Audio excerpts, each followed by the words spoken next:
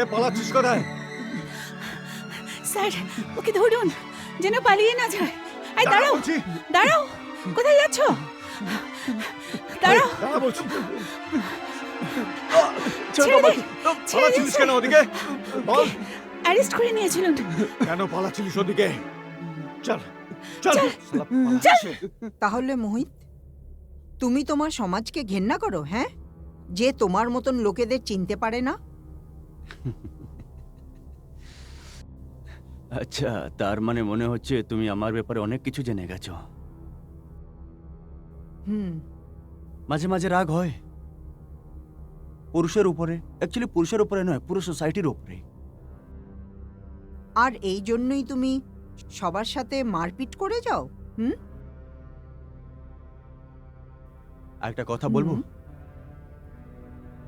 আপনি না অনেক ভালো করে আমাকে বুঝে নিয়েছেন। যদি আমি নিজেকে এত ভালো করে বুঝতে পারতাম, তাহলে আমি সব পুরুষগুলোকে একেবারে মেরে ফেলতাম। হুম।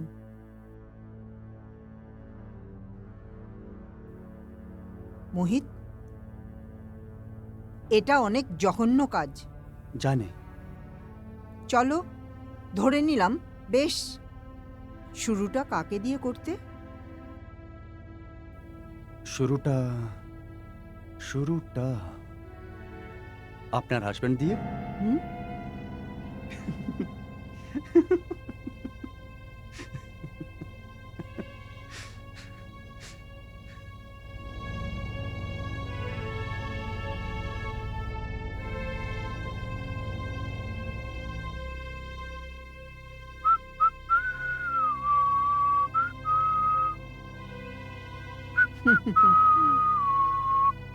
হুম।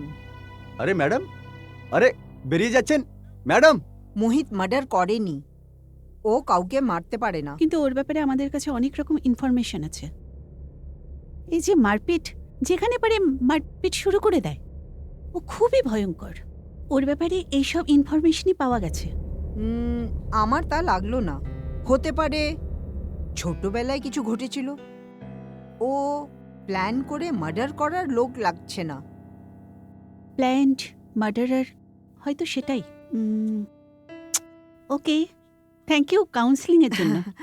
Thank you.